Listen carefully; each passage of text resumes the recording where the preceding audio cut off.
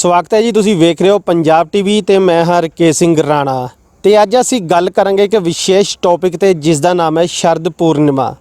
जी बिल्कुल, शरद पूर्णिमा का विग्यानिक ते शास्त्रीय की महत्व है इसका, इस सारे टॉपिक उत्ते गल करन लई अज साडे नाल मौजूद ने साडे पंडित जी राहुल शर्मा जी। पंडित जी, सब तो पहला पंजाब टीवी ते तुहाडा स्वागत है जी। जी, पंजाब टीवी न्यूज़ के सभी दर्शकों को मेरा राम राम, जय श्री राम और जय माता दी। पंडित जी, अज एक विशेष मुद्दे ते असीं गल करन जा रहे क्योंकि 30 तरीक की गल करिए तां 30 अक्तूबर नूं शरद पूर्णिमा आ रही है। शास्त्रां दे विच इसदा की महत्व है ते विग्यानिक इसदा की महत्व है, इस दे बारे पूरी जानकारी साडे दर्शकां नाल शेयर करो। जी बिल्कुल, जैसा कि हम पंजाब टीवी न्यूज़ के माध्यम से समय समय के ऊपर आप सभी लोगों के लिए महत्वपूर्ण जानकारी लेकर के आते हैं, तो इस कड़ी में आज हम आप सभी को शरद पूर्णिमा का महत्व बताएंगे। क्योंकि वैसे तो अगर देखा जाए तो एक साल में भिन्न प्रकार की पूर्णिमाओं के नाम होते हैं, जो कि ऋतु और अलग अलग दिन के हिसाब से उसका जो नाम रखा जाता है। तो जो ये शरद पूर्णिमा है वो शरद ऋतु में पूर्णिमा के दिन, शुक्ल पक्ष के अंतिम दिन जो होता है उसके दिन इसको मनाया जाता है।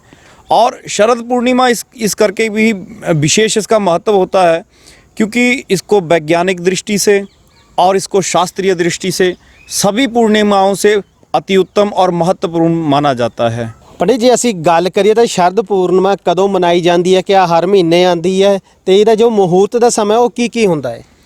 जी बिल्कुल, वैसे यदि हम पूर्णिमा की बात करते हैं तो पूर्णिमा तो प्रत्येक मास में आती है, परंतु जो शरद पूर्णिमा है वो मात्र शरद ऋतु के शुक्ल पक्ष के अश्विन मास होता है, अश्विन मास की शुक्ल पक्ष की अंतिम तिथि जो पूर्णिमा है, तो उस दिन इसको मनाया जाता है। इसका विशेष महत्व होता है, इसका विशेष समय होता है, जो कि शास्त्रीय पंचांग के अनुसार उसका समय प्रारंभ होता है और उसका अंतिम समय तक का जो समय रहता है वहाँ तक इसको मनाया जाता है। पंडित जे गल करी तो इस महीने जी शरद पूर्णिमा है उसका समय की है तो कदों तो लेके कदों तक वो मनाई जाएगी? जी, वैसे यदि हम देखा जाए तो हमारे सनातन में तिथि को सूर्योदय के साथ माना जाता है। और ये जो शरद पूर्णिमा का जो महोत्सव होता है इसको रात्रिकालीन मानने के कारण 30 अक्टूबर सायंकालीन 5:45 के लगभग प्रारंभ हो जाएगी और 31 अक्टूबर 8:19 तक इसका जो है वो समय रहेगा। और इस वजह से जो शरद पूर्णिमा की रात्रि का जो महोत्सव है वो हमें 30 तारीख को ही मनाना चाहिए।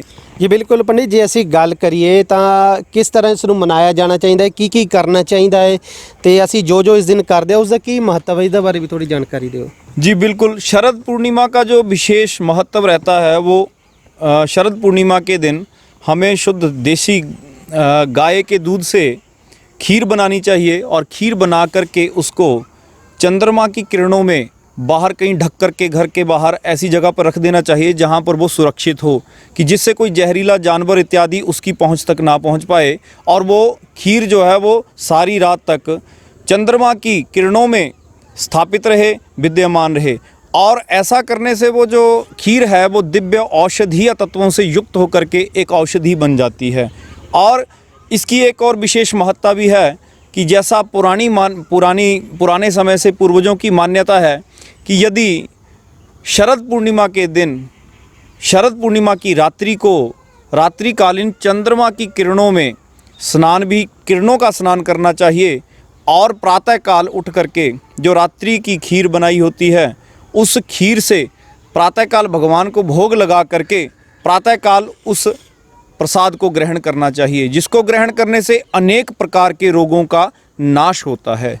पंडित जी, जैसी गल करिए तो शरद पूर्णिमा नाल एक कथा भी बड़ी प्रसिद्ध है कि इस दिन लक्ष्मी माता जी वो बहुत प्रसन्न होंगे ने, की कथा है जी, उसके बारे भी दसो। जी बिल्कुल, यदि इस रात्रि को सभी लोग जैसे कि रात्रिकालीन खीर इत्यादि का निर्माण करते हैं, कुछ जगहों पर ऐसी मान्यता होती है कि कुछ मोहल्ले वाले एकत्रित होकर के एक निश्चित जगह पर उसका प्रसाद का निर्माण करते हैं और रात्रिकालीन जागरण करते हैं और कहते हैं कि इस दिन यदि लक्ष्मी का जाप किया जाए और पूर्ण चंद्रमा की पूजा की जाए या चंद्र देवता की पूजा की जाए तो घर पर लक्ष्मी की रिद्धि सिद्धि रहती है और ऋण विमुक्ति होती है।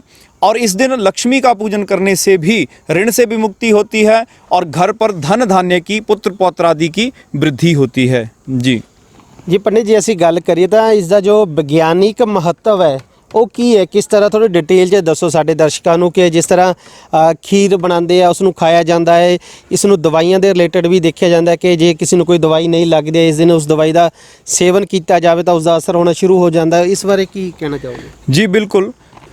पुराने समय में जैसे आजकल तो हर जगह पर आपको पता है कि हॉस्पिटल इत्यादि होते हैं, पुराने समय में ऐसा नहीं था। तो पुराने समय में वैद्य इत्यादि होते थे। तो मान्यता ऐसी होती है कि यदि इस दिन औषधीय तत्वों का निर्माण किया जाए, क्यों करना चाहिए? क्योंकि इस दिन जो औषधियाँ होती हैं उनमें विशेष रूप से स्पंदन होता है, अर्थात उनमें एक औषधीय गुण जो है वो विशिष्ट रूप से स्पंदित होता है, आकर्षित होता है, जो कि चंद्रमा से अपनी ऊर्जा को प्राप्त करते हैं। और उस दिन यदि औषधि का निर्माण किया जाए तो बाकी दिनों से वो औषधि जो होती है वो बहुत महत्वपूर्ण और ऊर्जावान होती है, और उस औषधि को ग्रहण करने से अनेक प्रकार के रोगों का नाश होता है। जैसा कि कहते हैं कि दूध में लैक्टिक नाम का अम्ल होता है, और इस अम्ल की और ज़्यादा वृद्धि हो जाती है विशेषकर शरद पूर्णिमा के रात्रि को।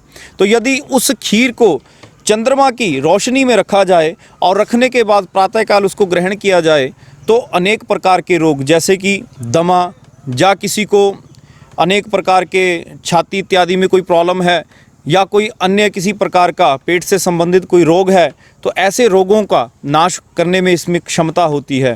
और पुराने समय में जो वैद्य लोग होते थे वो शरद पूर्णिमा का इंतज़ार करते थे और अनेक प्रकार की औषधियों को बनाने में तत्पर रहते थे, और उन औषधियों को चंद्रमा के समक्ष साक्षी मान करके रात्रिकालीन ही वो सारी प्रक्रियाओं को करते थे, और प्रातःकाल तक उन औषधियों में औषधीय तत्व जो था वो दोगुने से भी ज़्यादा बढ़ जाता है। और ऐसी औषधियों को ग्रहण करने से जिसके ऊपर किसी प्रकार की औषधि का काम ना हो रहा हो, वो औषधि अपना असर ना दिखा रही हो, तो इस दिन से यदि वो औषधि ग्रहण करेंगे तो उसके ग्रहण करने मात्र से ही उनको उस रोग से छुटकारा मिल सकता है और अनेक प्रकार के रोगों का नाश हो सकता है। जी ਪੰਡਿਤ ਜੇ ਅਸੀਂ ਗੱਲ ਕਰੀਏ ਤਾਂ ਚਾਂਦੀ ਦੇ ਬਰਤਨ ਦੇ ਵਿੱਚ ਖੀਰ ਵਗੈਰਾ ਖਾਣਾ ਇਸ ਦਿਨ ਕਿਸ ਤਰ੍ਹਾਂ ਮੰਨਿਆ ਜਾਂਦਾ ਹੈ ਤੇ ਉਸ ਦਾ ਕੀ ਮਹੱਤਵ ਹੈ, ਕੀ ਉਸ ਦਾ ਬੈਨੀਫਿਟ ਹੈ ਵਿਗਿਆਨਿਕ ਤੌਰ ਤੇ ਜੇ ਅਸੀਂ ਦੇਖੀਏ? जी बिल्कुल। शरद पूर्णिमा का जो संबंध रहता है वो चंद्रमा से रहता है, और चंद्रमा के जो तत्व हैं जैसे कि चावल इत्यादि, चांदी इत्यादि, जब इन सभी तत्वों का समायोग हो जाता है तो उसकी जो ऊर्जा है वो और भी ज़्यादा बढ़ जाती है। ऊर्जा बढ़ने के कारण और चांदी इत्यादि के जो पात्र हैं उनमें खीर को ग्रहण करने के कारण जो औषधीय तत्व है वो और भी ज़्यादा इसका बढ़ जाता है, जिससे हमें अनेक प्रकार के रोगों से लड़ने की क्षमता प्राप्त होती है। ਪੰਡਿਤ ਜਿਵੇਂ ਕਿ ਤੁਸੀਂ ਗੱਲ ਕੀਤੀ ਹੈ ਕਿ ਚੰਦਰਮਾ ਦੀ ਕਿਰਨਾਂ ਦਾ ਇਸ਼ਨਾਨ ਕਰਨਾ ਚਾਹੀਦਾ ਹੈ, ਕਿਸ ਤਰ੍ਹਾਂ ਇਸ਼ਨਾਨ ਕਰਨਾ ਚਾਹੀਦਾ ਹੈ, ਕੀ ਵਿਧੀ ਹੈ इसदी, वो भी डिटेल ਨਾਲ ਦੱਸੋ थोड़ा ਜਿਹਾ। जैसा कि पूर्णिमा के दिन आप सभी जानते हैं, पूर्णिमा की रात्रि को चंद्र जो होता है वो पूर्ण होता है। वो 360 डिग्री में बिल्कुल आप एक गोले के समान उसको चमकता हुआ देख सकते हैं। जैसे कि आप सभी जानते हैं कि जो पूर्णिमा की रात्रि को चंद्र पूर्ण रूप से विद्यमान रहता है, और उसकी चमक जो होती है वो बहुत ज़्यादा होती है, और उसकी चमक इतनी होती है कि आप किसी भी पड़ी हुई वस्तु को रात्रिकालीन भी बड़ी सुगमता से अच्छी प्रकार से देख सकते हैं। तो उसी प्रकार जो इस मध्य रात्रि में जो इसका समय है 10 बजे के उपरांत जो चंद्र है वो आपको किसी भी भारत के किसी भी क्षेत्र से आपको दिखाई पड़ जाएगा। तो इसके बाद चंद्रमा उदित होने के बाद लगभग 1 घंटे तक आप चंद्रमा की किरणों में स्नान कर सकते हैं। चंद्रमा की किरणों में स्नान करने की जो विधि रहती है कि अपने क्षेत्रानुसार आपके पास जैसा भी कोई स्थान, उचित स्थान हो जहाँ पर चंद्रमा की पूर्ण रूप से किरणें पड़ रही हों, ऐसी जगह पर जाना चाहिए, और उचित वस्त्र, ऐसे वस्त्र पहन करके जिससे कि आपकी मर्यादा भी बनी रहे और आप चंद्रमा की किरणों में स्नान भी कर सकें, ऐसे इस विधि से स्नान करना चाहिए। और जैसा कि शास्त्र में हमारे परम पूजनीय ग्रंथ गीता में भी लिखा है कि शरीर माध्यम खलु धर्म साधनम, अर्थात कि इस शरीर के माध्यम से हम अपने शरीर की रक्षा कर सकते हैं, और शरीर ही ऐसा एक साधन होता है जिससे हम परमात्मा को भी पा सकते हैं या अन्य किसी भी कार्य को सिद्ध कर सकते हैं। यदि परिश्रम होगा तो हम किसी भी वस्तु को प्राप्त कर सकते हैं। वैसे ही जो ये शरद पूर्णिमा है, इस दिन यदि हम जागरण करते हैं या इस दिन औषधि का निर्माण करते हैं। जहाँ हम कुछ नहीं जानते तो विशेष रूप से खीर का निर्माण करके उसको चंद्रमा की किरणों में रख देते हैं, तो वही हमारे लिए औषधीय तत्व का काम करती है। जैसा जिसको ज्ञान है उसके अनुसार हमें इस शरद पूर्णिमा को मनाना चाहिए। हिंदुओं के कुछ ऐसे त्यौहार होते हैं जिनके बारे में हमें पर्याप्त जानकारी प्राप्त नहीं होती और उनकी कुछ मान्यताएं होती हैं जो कि हमें हेरिडिटली और अपने पूर्वजों से या अपने क्षेत्रानुसार जो हमारे क्षेत्र के धर्मानुयायी होते हैं उनके द्वारा हमें वो वस्तुएं प्राप्त होती हैं। तो उन सभी को ध्यान में रखते हुए मैं आप सभी लोगों से यही गुजारिश करता हूं कि शरद पूर्णिमा के दिन यदि आप जितना उसका ज्ञान रखते हैं उसके अनुसार या कम से कम खीर बना करके उसको एक चांदी के पात्र में रखें। चांदी का पात्र ना होने की वजह से यदि आपके पास कोई अन्य पात्र है तो उसमें रखें, और यदि आपके पास चांदी का सिक्का है तो उस खीर में उसको डाल दें और ढक करके अच्छी प्रकार से उसको वहाँ पर रखें।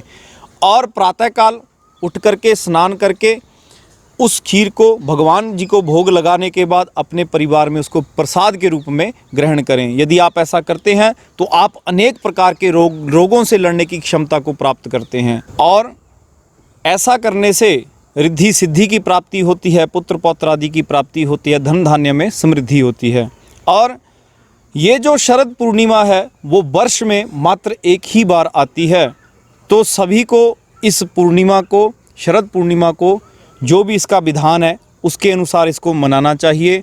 और ऐसा करने से आप अनेक प्रकार के रोगों से लड़ने की क्षमता को प्राप्त करते हैं। आशा करता हूँ कि मेरे द्वारा दी हुई जानकारी आप सभी को अच्छी लगेगी और इसका आप पूर्ण नियम के अनुसार आप उसका पालन करेंगे। जी पंडित जी, सारी ਜਾਣਕਾਰੀ ਦੇਣ ਲਈ ਤੁਹਾਡਾ ਬਹੁਤ-ਬਹੁਤ ਧੰਨਵਾਦ ਜੀ। ਜੀ ਬਿਲਕੁਲ। ਇਹ ਸੀਗੇ ਸਾਡੇ ਨਾਲ ਪੰਡਿਤ ਰਾਹੁਲ ਸ਼ਰਮਾ ਜੀ, ਜਿਵੇਂ ਕਿ ਸ਼ਰਦ ਪੂਰਨਿਮਾ ਤੇ ਇਹਨਾਂ ਨੇ ਵਿਸ਼ੇਸ਼ ਜਾਣਕਾਰੀ ਸਾਡੇ ਨਾਲ ਸਾਂਝੀ ਕੀਤੀ ਹੈ ਤੇ ਅਸੀਂ ਆਸ ਕਰਦੇ ਹਾਂ ਕਿ ਜੋ ਇਹਨਾਂ ਨੇ ਜਾਣਕਾਰੀ ਸਾਡੇ ਨਾਲ ਸਾਂਝੀ ਕੀਤੀ ਹੈ ਉਹ ਸਾਡੇ ਦਰਸ਼ਕਾਂ ਨੂੰ ਵੀ ਉਸ ਦਾ ਲਾਭ ਮਿਲੇਗਾ। ਤੇ ਇਸ ਸਬੰਧ ਦੇ ਵਿੱਚ ਜੇ ਕੋਈ ਉਹਨਾਂ ਦਾ ਹੋਰ ਕੁਐਸਚਨ ਜਾਂ ਕਿਊਰੀ ਹੈ ਜਾਂ ਇਸ ਸਬੰਧ ਵਿੱਚ ਕੋਈ ਹੋਰ ਕੁਐਸਚਨ ਪ੍ਰਸ਼ਨ ਕਰਨਾ ਚਾਹੁੰਦੇ ਨੇ ਤਾਂ ਇਹ ਪੰਡਿਤ ਜੀ ਦਾ ਜੋ ਨੰਬਰ ਡਿਸਪਲੇ ਕੀਤਾ ਹੈ ਉਸ ਉੱਤੇ ਇਹਨਾਂ ਨਾਲ ਸਿੱਧਾ ਸੰਪਰਕ ਵੀ ਕਰ ਸਕਦੇ ਨੇ। ਇसी ਤਰ੍ਹਾਂ ਜੋ ਅਗਲੀਆਂ ਅਪਡੇਟਾਂ ਹੈ ਉਹ ਲਗਾਤਾਰ ਅਸੀਂ पंडित जी तो लेंदे रहांगे ते अपने दर्शकों तक पहुँचाते रहांगे। फिलहाल मेरे साथी अविनाश दे नाल रिकेश राणा नूं दिओ इजाजत।